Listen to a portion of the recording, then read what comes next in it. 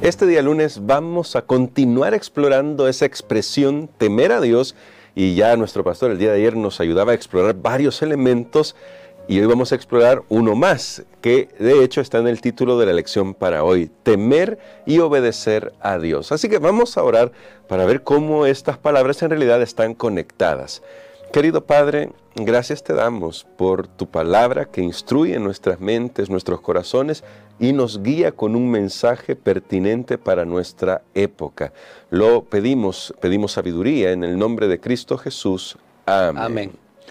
Para el día de hoy, pastor, el tema de temer y obedecer, me gustaría que nos ayudara a explorarlo, porque a veces, volvemos a lo que usted ya decía ayer, nuestros preconceptos modernos nos pueden hacer pensar que, bueno, entonces claro, se obedece porque se tiene miedo, y entonces es casi que una coacción lo que está sucediendo. Claro, con lo que ya nuestro pastor nos explicaba ayer sobre relación, confianza, ya eso ya debería estar fuera de nuestra mente, pero todavía puede quedar en la mente de nosotros en un resquicio esa idea de temer y obedecer, cómo se relacionan, y cómo no debo confundirlo con como que Dios estuviera diciéndome, no, es que tienes que obedecer porque me tienes miedo, y si no haces las cosas, pues te fulmino ahí.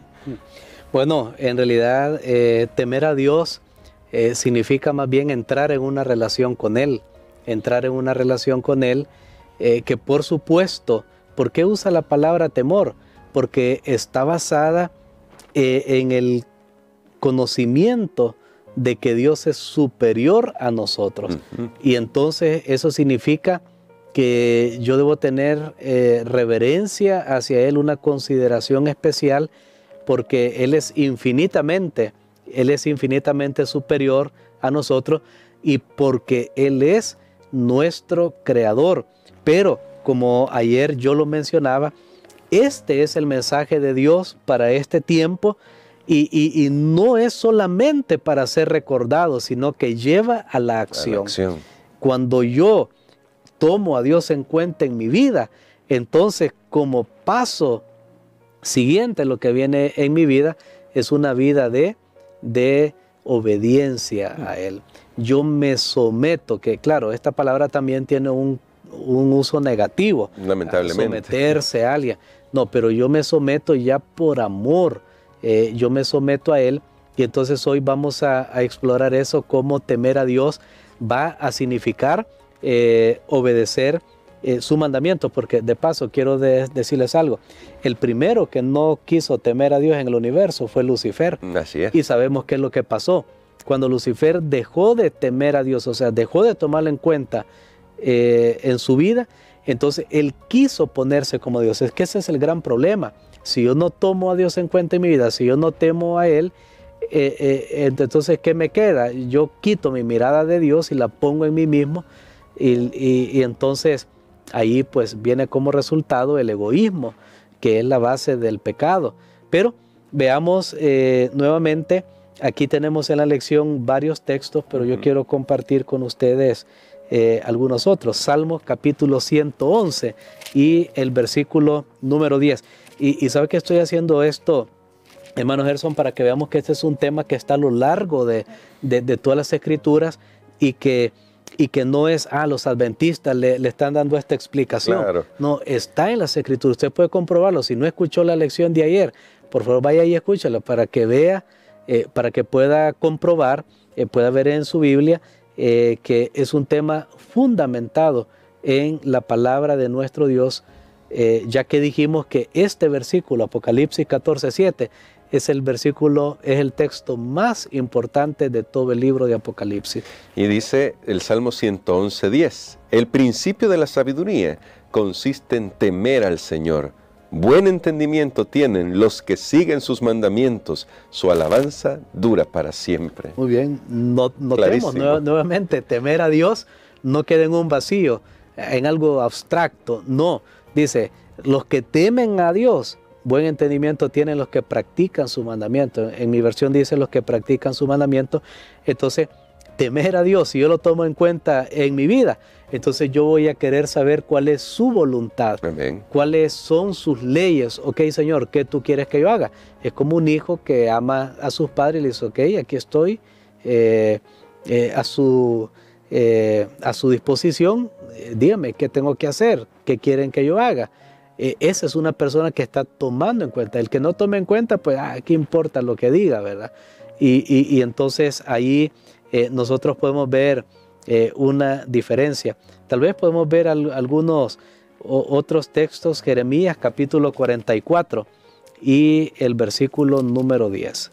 Jeremías capítulo 44 y en el verso 10 dice de la siguiente manera: hasta hoy no se han humillado, ni han mostrado temor, ni han caminado en mi ley y en mis normas que puse ante ellos y ante vosotros. Ok, aquí tenemos un mensaje muy claro. ¿Qué pasa cuando no tememos a Dios?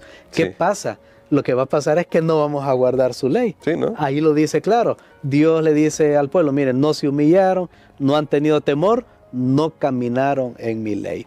Así que la obediencia a los mandamientos de Dios es una prueba real en nuestras vidas que hemos puesto a Dios en primer lugar en nuestros caminos. Pero pastor, entonces, ¿cómo hacemos con esa idea que ahora que estamos viendo estos textos debe ser una idea extraña de aquellos que dicen que el Evangelio nos libera de la obediencia? Es decir, ya que somos salvos por gracia, somos justificados por la fe, entonces eso nos libera de tener que obedecer los mandamientos de Dios. Hay mucha gente que sinceramente cree eso, pero a la luz de lo que estamos viendo, ¿no será esto solamente un asunto para el antiguo pacto, como dicen algunos?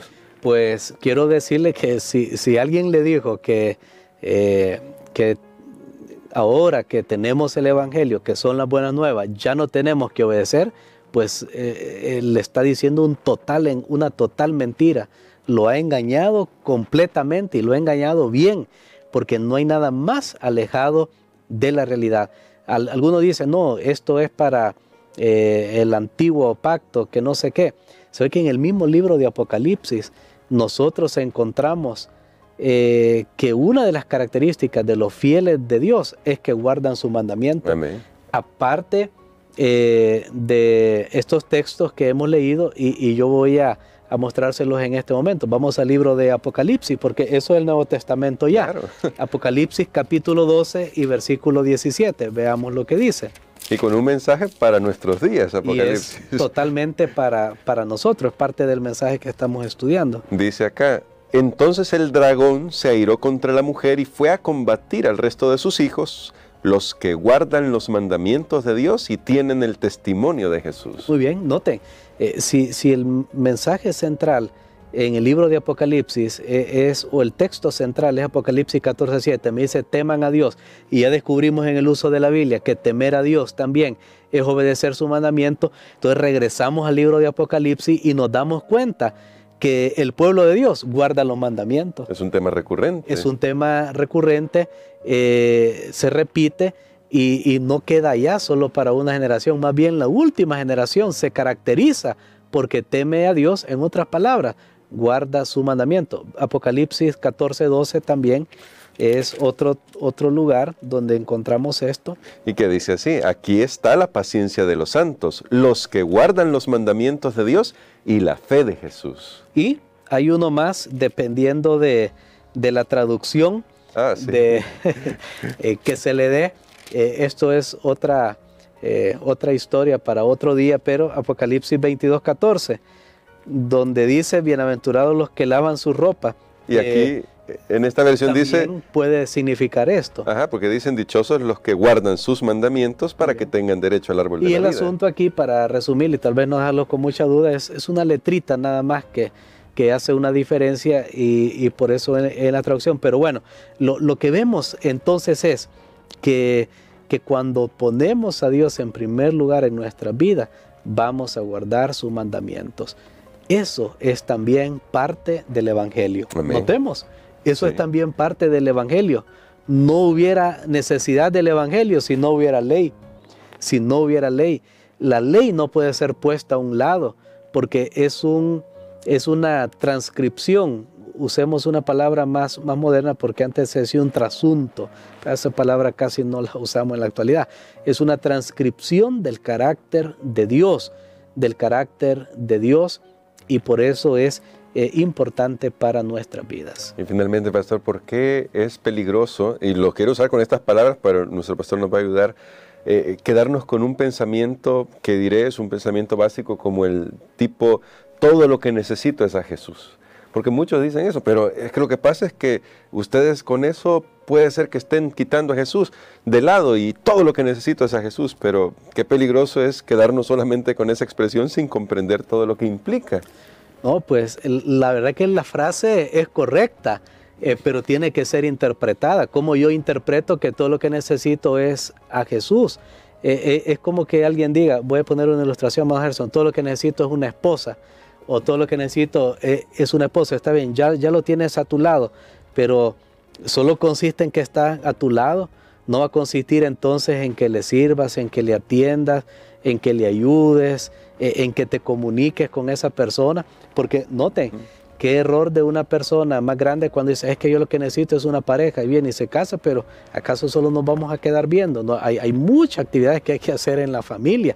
Pues es lo mismo con Jesús. Si yo digo, todo lo que yo necesito es a Jesús, pero ya, y Él no se mete en mi vida, cómo yo me conduzco, cómo me visto, qué como, qué bebo, entonces estoy distorsionando el mensaje.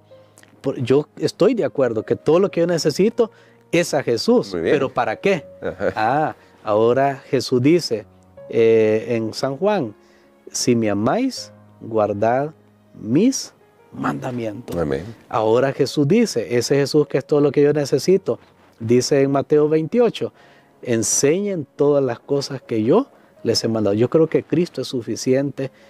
Yo creo que Jesús es el todo en todos, pero entonces eso me va a llevar a la obediencia, a querer tener una relación más íntima con Él, a estar con Él y preguntarle, Señor, ¿cuáles son tus gustos? ¿Qué tú quieres para mi vida? Y ahí Dios nos va a presentar su ley porque es su carácter, es un reflejo de su carácter de amor. Recordemos que quien no temió a Dios no guarda la ley, y el primero que se atrevió en el cielo a no temer a Dios fue Lucifer, y trajo como consecuencia el pecado en el universo y en el mundo, que estamos viendo las consecuencias. Y queremos, querido hermano, querido amigo y amigas y hermanas, que nosotros podamos tener una relación con Dios de tal manera que, siguiendo sus pisadas, las pisadas de nuestro Señor Jesucristo, podamos tener una vida plena, incluso aquí, en medio de todos los problemas y los dolores. Y la obediencia a Dios nos ayuda a vivir con esa plenitud. Y pastor, me gustaría que orara por nosotros por esto, porque tal vez no habíamos visto esta conexión y tal vez alguno había tenido la idea de que el Evangelio nos liberaba de la obediencia, pero más bien ahora vemos que si realmente queremos a Jesús y lo tenemos a Él, pues simplemente vamos a obedecer lo que Él nos pida. Amén. Padre, te damos gracias, Señor, porque nos das esta enseñanza nuevamente, porque nos ayudas a descubrir realmente qué es temerte, qué es tomarte en cuenta en nuestras vidas y tomar en cuenta también tus mandatos, tus preceptos, tu ley. Gracias, Señor, porque podemos reconocer que ese es el camino correcto, el camino de la obediencia, de la fe, como dice tu palabra, impulsada porque Cristo nos da la fortaleza. Gracias porque nos permite seguir en ese camino, en el nombre de Jesús. Amén. Amén.